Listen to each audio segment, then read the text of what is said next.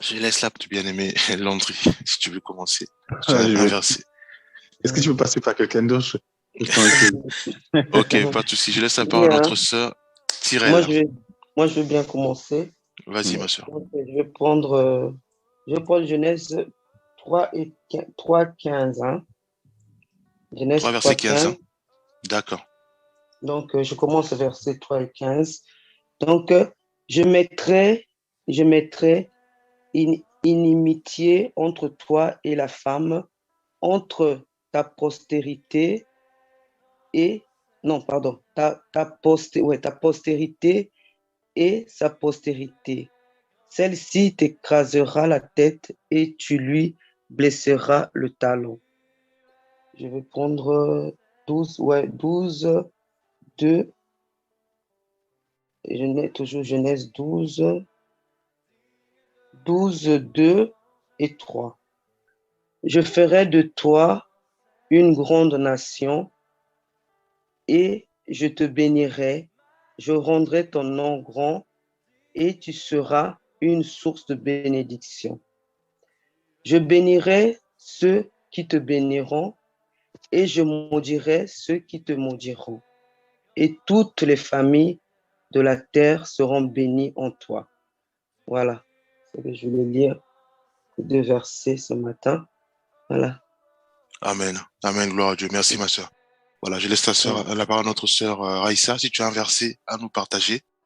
Donc, si tu as la Bible, je te laisse la parole, ma sœur Raïssa. Moi, je vais partager un verset sur Deutéronome 31, verset 8. L'Éternel marchera lui-même devant toi, il sera lui-même avec toi, il ne te délaissera pas et ne t'abandonnera pas. N'aie pas peur et ne te laisse pas effrayer. En fait, Dieu nous a fait cette promesse, il a dit qu'il va marcher avec nous, il va pas nous laisser. Faut qu'on croit à lui et on met ça dans notre tête que même si on a des difficultés, même si on passe dans des épreuves, même si on est malade, même si on a des problèmes qui nous tracassent, il faut que nous, les chrétiens, on sache qu'il est avec nous. Il est à côté de nous, il nous dirige. Enfin, il va nous guider. C'est tout. Amen. Gloire à Dieu. Merci, ma sœur, pour ce message. Que Dieu nous aide vraiment à réaliser cela. Effectivement, que Dieu est avec nous. Dieu ne lâche personne, malgré les difficultés, malgré les épreuves. Voilà, je laisse la parole à notre bien-aimé Landry. Bon, moi, je vais partager Ésaïe 54, verset 17. Aucun instrument formé contre toi ne réussira, et toute langue qui se lèvera contre toi en jugement, tu la condamneras. C'est là l'héritage des serviteurs de l'Éternel, et leur justice est de par moi, dit l'Éternel. Amen. Donc ça, c'est une parole du Seigneur pour nous rassurer, pour bien nous faire comprendre qu'en fait, quel que soit notre état de faiblesse, quels que soient les ennemis que nous pouvons avoir en face, quel que soit ce qui peut nous arriver, si nous mettons notre confiance en l'Éternel, lui-même il est là pour s'occuper de ceux qui s'élèvent contre nous. Il suffit simplement de lui faire confiance. Ce n'est pas si simple, mais il faut avoir notre regard tourné vers Dieu complètement, le laisser agir, comme dit la parole où le Seigneur dit, le Seigneur nous demande de venir à lui, nous tous qui sommes chargés et fatigués, il nous donnera du repos. Ce repos consiste aussi à lui dire, voilà, occupe-toi toi-même de tout ce qui nous arrive. Nous sommes tes enfants, nous sommes tes enfants, donc occupe-toi. Et donc le Seigneur nous dit, quel que soit ce qui peut vous arriver, quel que soit ce qui peut s'élever contre vous, quelles que soient les langues qui peuvent qui peuvent s'élever contre vous, n'ayez crainte, n'ayez pas peur. Je suis là, je ferai justice pour vous. Vous serez justifiés. Quel que soit le temps, quelle que soit la durée des temps, quel que soit, comme on dit toujours, Dieu n'est jamais en retard, c'est l'homme qui est pressé. Donc le Seigneur agit toujours en son temps convenable. Donc faisons-lui confiance et peu importe les difficultés, peu importe les ennemis que nous avons face à nous, il agira. Il agira parce que ceux qui s'élèvent contre nous sont déjà condamnés. Ils sont déjà condamnés, toutes les personnes qui s'élèvent contre nous. Voilà, voilà. Gloire à Dieu. Amen, gloire à Dieu. Merci, mon bien-aimé Landry, pour ce partage. Je vais aussi partager. Donc, on va partager sur sur la repentance aussi. Donc, on va lire. J'aime beaucoup ça parce que je sais que la repentance, c'est vraiment la base même, hein, la base, c'est-à-dire pour devenir disciple de Christ. Voilà, ou même pour vivre une vie chrétienne, effectivement, on commence toujours par la repentance. Hein, donc, on sait que Jean a beaucoup prêché sur ça, hein, dans le désert où il disait, voilà, repentez-vous, car le royaume de Dieu est proche. Donc, vraiment, pour un chrétien ou une chrétienne, si vraiment cette étape-là n'est pas respectée ou bien c'est pas vraiment prise au sérieux, et effectivement, tout ce qu'on va faire, ça va être... ça va pas être bien. Donc, le mieux, c'est vraiment de commencer par vraiment une repentance sincère. Et quand on commence par une repentance sincère, et effectivement, par la suite, c'est Dieu qui prend le relais, c'est l'Esprit Saint de Dieu qui prend le relais avec nous, et nous allons marcher de nouveauté de vie, et nous allons marcher sans même avoir des difficultés, parce que notre repentance est tellement sincère que si on veut me chavirer, ou bien si on veut, on veut par exemple se laisser entraîner par les ruses du diable, l'Esprit Saint de Dieu en nous va nous dire, ah là, voilà une lumière qui s'allume, on dit, ah ça, si tu suis ce chemin-là, tu risques de tomber, tu risques de chavirer, voilà.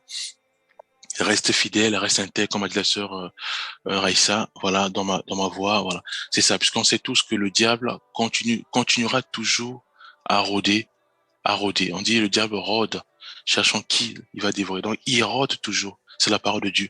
Donc le diable rôde, même si c'est que tu es zélé devant le Seigneur. Il sait que voilà, tu es zélé. Le diable va toujours continuer à rôder. Pour cela, on va juste lire un verset que tout le monde connaît, on connaît tout ce verset. Donc c'est Proverbe 28, 13.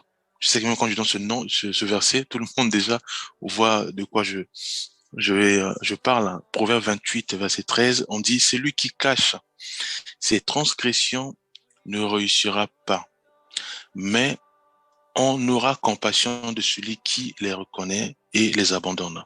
Alors l'Esprit Saint de Dieu m'a poussé surtout à parler de ce verset, mais autrement.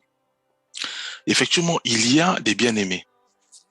Moi qui vous parle, effectivement, moi c'était l'alcool, hein, avant de connaître le Seigneur, donc je prenais beaucoup l'alcool. Et Dieu m'a délivré, donc c'est un grand témoignage, parce que je sais que, voilà, j'avais perdu la mémoire, et j'avais la conscience que j'avais perdu la mémoire, et j'avais la conscience aussi qu'il fallait me confesser. Donc, j'avais que deux portes de sortie. J'avais que deux portes de sortie. Donc, j'ai perdu la conscience. Je savais que j'avais perdu la mémoire, et je savais aussi que c'était soit me demander pardon et arrêter l'alcool, et soit perdre totalement la conscience, enfin, la conscience. Et effectivement, j'étais obligé de choisir. Par la peur, j'ai choisi de me repentir. Voilà, c'était en 2008, quand j'ai été délivré totalement de l'alcool. Alors, juste pour dire quoi, le diable, il sait que moi, j'étais dans l'alcool.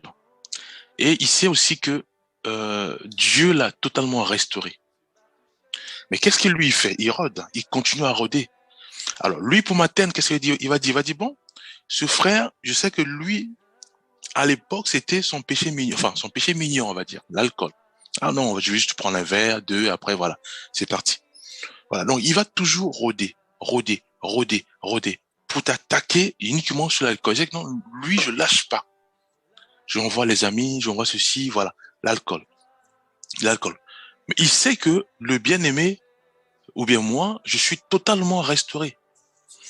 Mais comme il rôde toujours, et il connaît toujours à rôder, à parcourir la terre, et à rôder, et il va tout chercher à envoyer l'alcool, à envoyer toujours l'alcool. Parce qu'il sait que non, comme c'était son péché mignon, et c'est uniquement par là que je vais l'avoir.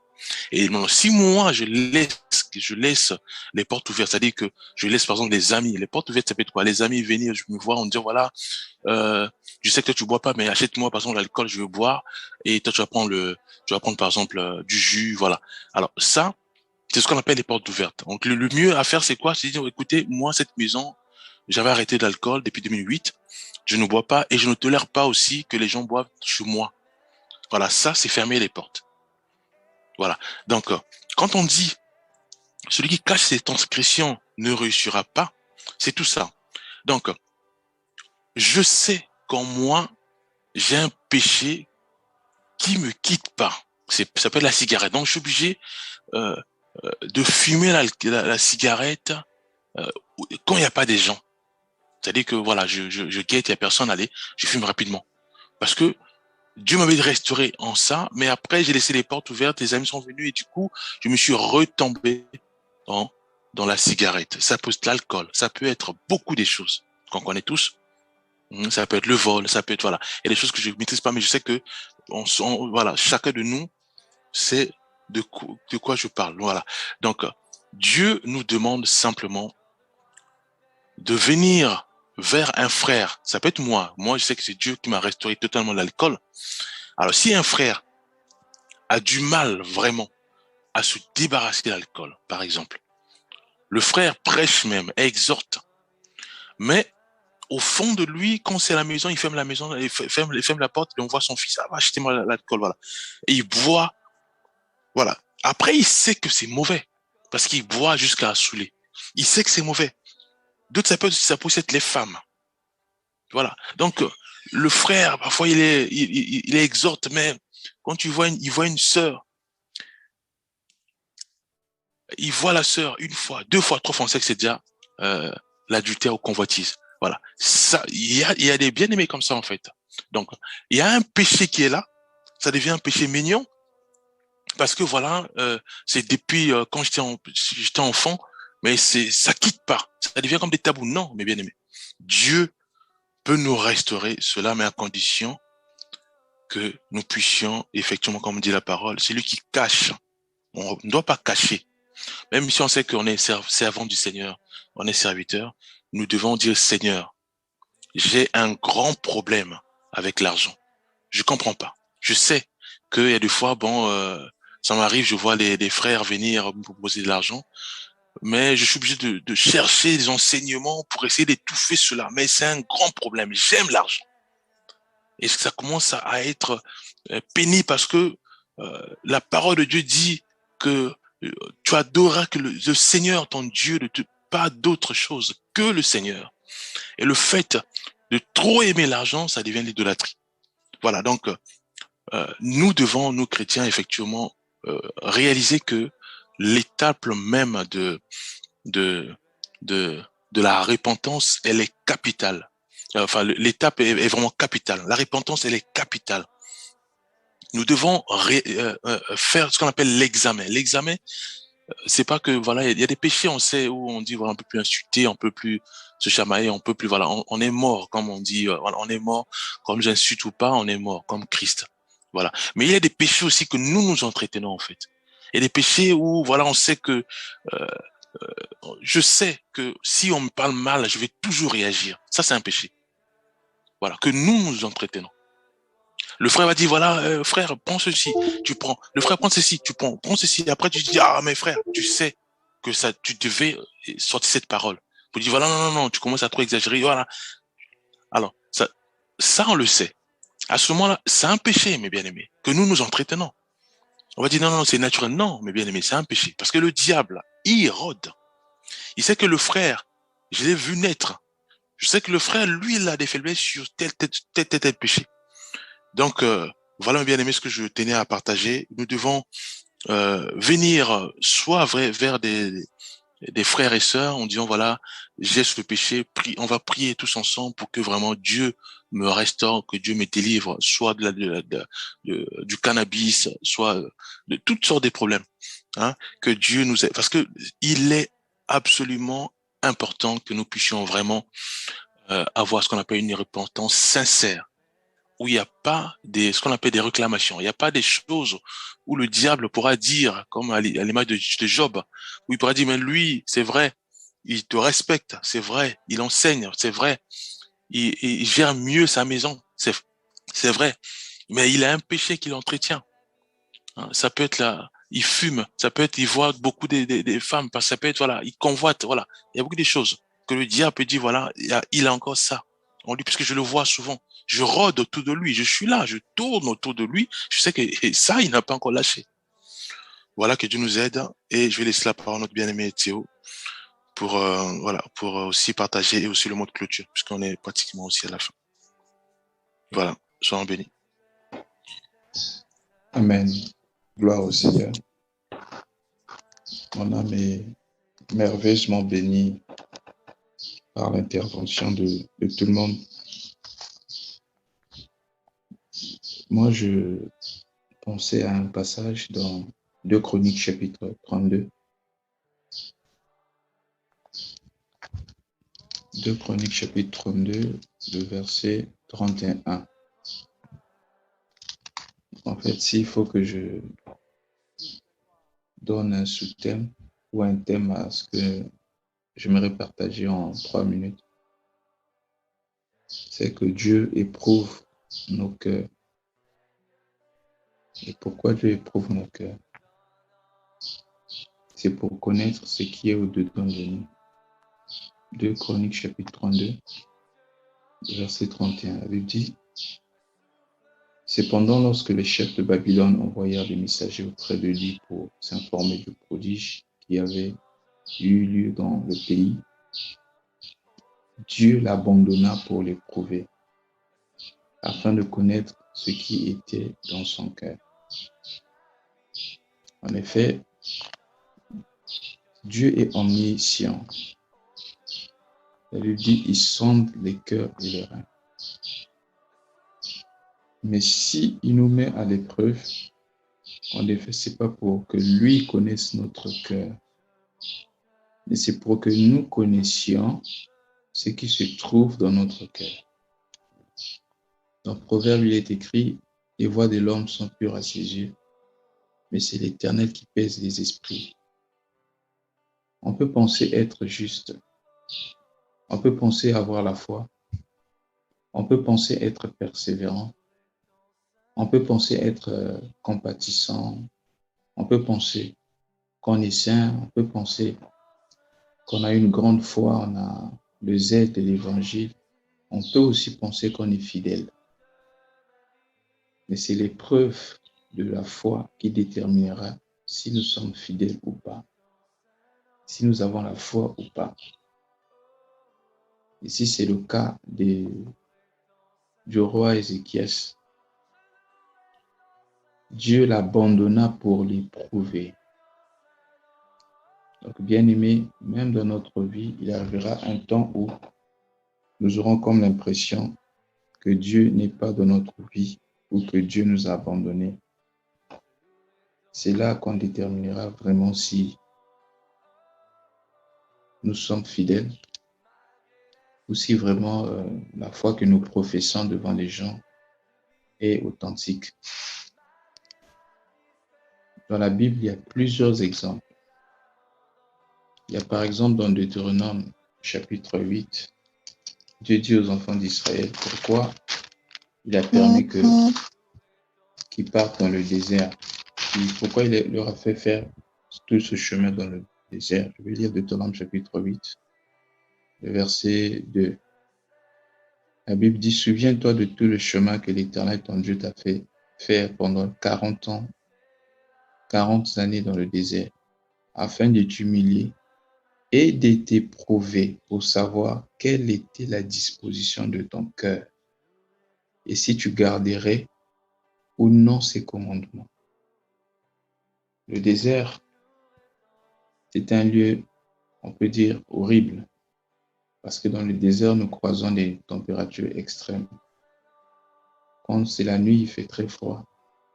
La journée, il fait très chaud. Donc, c'est un lieu invivable. Dieu peut permettre que tu connaisses des situations que tu peux considérer comme invivables. Le désert, c'est un lieu où il n'y a pas de rue. Il n'y a pas de voie. Donc, c'est une disposition où tu te sens plus ou moins abandonné à toi-même, où tu te sens confus. Mais Dieu permettra cela pour tester notre cœur. Est-ce qu'on va continuer à être fidèle? Est-ce qu'on va continuer à l'avoir lui seul comme la seule source de vie, le seul secours, le seul appui, ou on va se tourner ailleurs pour courir après d'autres dieux? Un jour, Jésus a dit à ses disciples, passons de l'autre bord. Vous savez, la parole du Seigneur est oui et amen. Quand il dit une chose, cela arrive. Et quand ils sont arrivés au milieu du lac, la Bible dit une grande tempête s'éleva au point que les disciples croyaient que la barque allait chavirer. Ils étaient en péril. Ils ont commencé à faire sortir l'eau de la barque. Mais ce qui m'étonne, malgré le bruit, malgré la tempête, Jésus lui dormait. En fait, c'était pour les éprouver.